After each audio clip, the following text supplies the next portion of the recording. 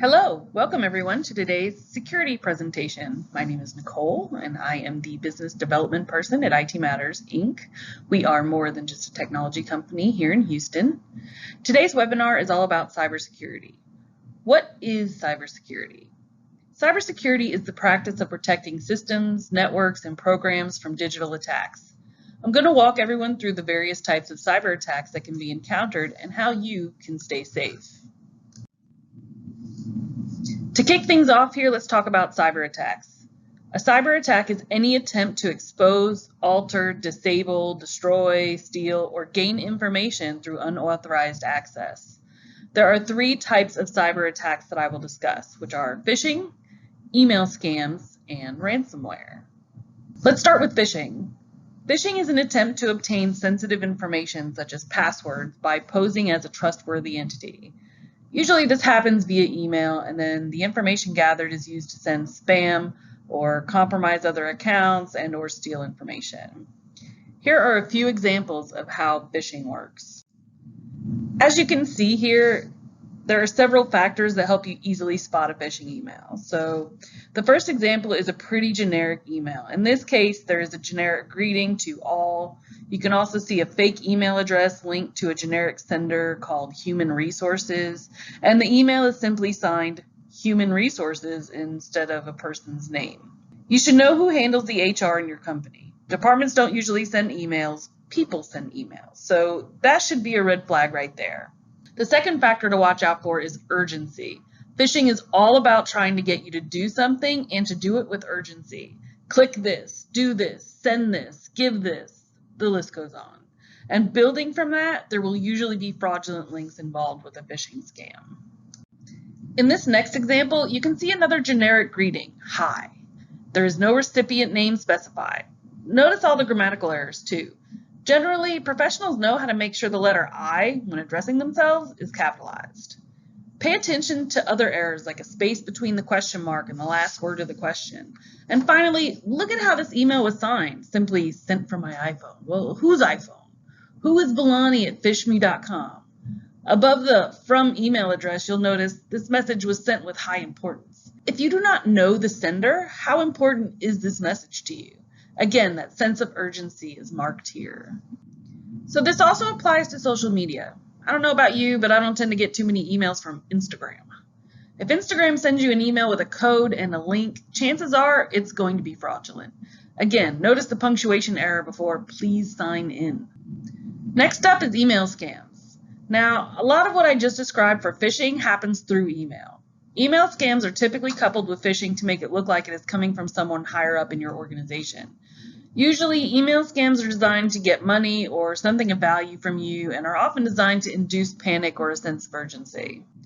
Now, here you see many of the same indicators from the phishing examples, namely the fake email address. Notice it reads cdc-gov.org. You generally won't see gov.org or on anything.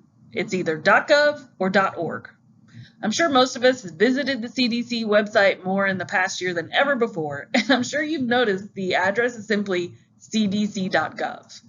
There is also a generic greeting, a generic sign-off, urgency at the end of the message, and poor grammar.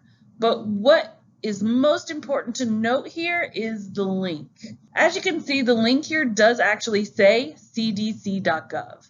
So a harmless way to determine whether this is fraudulent without compromising yourself is to simply hover your cursor over the link to preview the URL. Beware of links that direct you to a login page. The best way to protect yourself from email scams is to take 20 seconds to skim over the email before taking any action, especially emails from senders that you are unfamiliar with. Look for generic greetings. Examine the email address from the sender. Look for urgency or demanding actions. Hover your mouse over links to see if the destination matches the URL.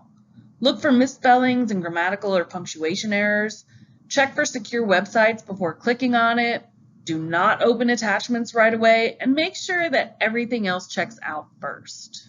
Banking and finance are the biggest sources of email scams. People responsible for these email scams try to swindle money out of you by impersonating financial institutions. In this example, someone is claiming to be the IRS. Generally, the IRS will not send you an email regarding financial matters. They will also not jump at the opportunity to give money back to you by offering an error they have supposedly made. Whether or not what I just said is true, look at the body of this email. There is a grammatical error before the word e-refund. There is also a sense of urgency. Get started. There is no greeting and no signature as well. Here's an example of a banking institution, perhaps your banking institution. Take a minute and look closely at this email. Can you see all of the identifying factors that make this email a scam? I bet if we hovered over the link, suntrust.com, it would not take us to SunTrust's website. Did you see grammatical errors? Did you notice the greeting and the signature? Now take a look at this final example of an email scam. I'm pretty sure by now you are all experts in identifying all the errors that makes this illustration an email scam. Ask yourself, what account? And who's calling me dear? Now we move on to malicious websites. A malicious website is a site that attempts to install malware. What is malware? Malware is a blanket term for things like viruses, worms, trojans, and other harmful computer programs that hackers use to cause destruction and gain access to sensitive information. Malicious websites often look like legitimate websites. Some may even ask you to install software that your computer appears to need. Sometimes the website may ask for permission to install one program, but it actually installs a completely different one that you definitely do not want on your computer. So now let's look at an example of a malicious website. A phishing website, sometimes called a spoof or a lookalike website, steals your data. They look like legitimate websites. When a visitor is prompted to enter login credentials, personal information, or credit card details, the data is directed to cybercriminals. It is important to make sure sites like these are legit. Remember when we talked about email scams, specifically phishing emails? The same rules apply here. Look for grammatical or punctuation errors. Double check the website domain or URL. Be wary of generic.com domains. Be wary of non-secured sites. Always visit sites directly. Be aware of pop-up windows. Scan the site for a security trust seal. And finally, look for an SSL or TLS certificate. Tech support scammers want you to believe you have a serious problem with your computer, like a virus. They want you to pay for tech support services you don't need. They may call you and say they found a problem with your computer and would like to run a diagnostic test. They may lure you with pop-up warnings, which may look like an error message and gives you a phone number to call for help. Don't call the phone number. Here are 2 important things to note about a tech support scam. Legitimate tech companies will not contact you by phone, email, or text message to tell you that there's a problem with your computer. Security pop-up warnings from real tech companies will never ask you to call a phone number. There are new malwares now being used in search engine optimization or SEO techniques to spread ransomware, trojans, and other malware. This poisoning is an attack method in which cybercriminals create malicious websites and use SEO tactics to make them show up prominently in search results. Make sure you look out for titles in your search engine like Google that don't make sense. Never click on an insecure site. There are different ways to check if a site is secure and if your computer is secure. Our experts at IT Matters will be more than happy to help you with this. Now let's talk about ransomware. Ransomware is serious business. It is the most drastic and sinister of the different types of cyber attacks. Ransomware is malware that employs encryption to hold the victim's information at ransom. A ransom is then demanded to provide access. As we have recently seen, one of the biggest ransomware attacks in American history just occurred with the Colonial Pipeline. It was reported that a $5 million ransom was paid to get those lines operational again. Even though the cyber criminals want you to pay a ransom, do not pay this ransom. Paying the ransom can lead to bigger problems in the future, and it almost never guarantees you access to your files. The only option to combat a ransomware attack is to restore data from backups. It is very important to constantly back up your data and your information. Here's a typical example of a ransomware attack. As you can see, the message warns that your documents, photos, databases, and other important files have been encrypted. And then there's the ransom demand. You only have 96 hours to submit payment, followed by more threatening urgency. Do not try to get rid of the program yourself. Again, simply restore your files from a backup and do not pay the ransom. I'm sure many of these situations we have discussed so far may seem familiar to most of you. Maybe you recall a computer problem after falling for one of these scams, but what if you haven't? Let's say you didn't listen today and fell victim to a cyber attack. What costs could you incur? According to Security Magazine, the average cost of a data breach for small business is $36,000 to $50,000. Of course, this number is much greater when we look at large successful businesses. According to the 2019 data from Cybersecurity and the Ponemon Institute, 7 out of 10 small business employees report having their passwords stolen. That's 70%.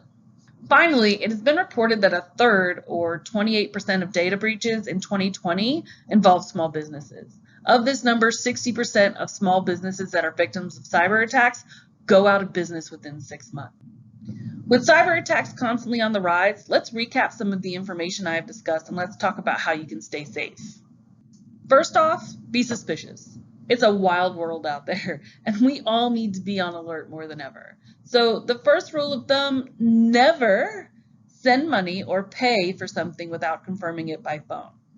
Only call a phone number you know is correct, not a number given to you in an email. Don't click on a website address link. Enter the web addresses directly into your web browser to make sure it's a secure and legit website, and log into websites that way. As stated several times today, always be on the lookout for grammar, spelling, phrasing, or punctuation errors. Passwords are one of the easiest ways to be breached. I know it's hard, but never reuse passwords, especially for important services like emails, networks, etc. To keep all your passwords together, use a password manager like LastPass. Utilizing a password manager will help keep together randomly generated passwords that are hard to remember, which are the most recommended password. HaveIBeenOwned.com is a great site that will tell you if your personal or professional emails have been breached, if your password has been stolen, and what sites get breached often. For critical services like banking, make sure you're utilizing multi-factor authentication. This is an electronic authentication method in which a device user is granted access to a website or application only after successfully presenting 2 or more pieces of evidence of acceptable access. This method makes it much harder for any malfeasance to take place. To keep your computer or other devices running smoothly, it is important to install updates. An updated computer allows you to run the newest programs hassle-free. It is also important to keep your device updated to avoid viruses and malware. You should install your updates often. Sometimes we get too busy or may forget, so set a reminder to install any updates at the end of the workday. I know some of us just leave our web browsers open constantly, but it is definitely a good idea to close your browser a few times a week to allow your system to receive new updates. Finally, the best way to stay safe is by constantly backing up your information. I touched on this with regards to ransomware attacks, and it is so crucial. Data on the server should be automatically backed up, and a copy should be stored off-site and inaccessible from the network. You can use backup programs like Carbonite or Datto. Even Microsoft Office 365 has backup services available. These programs are good for your office or home computer. It's good to follow the rule of 3. Have at least 3 copies of your backed up data in 3 different locations.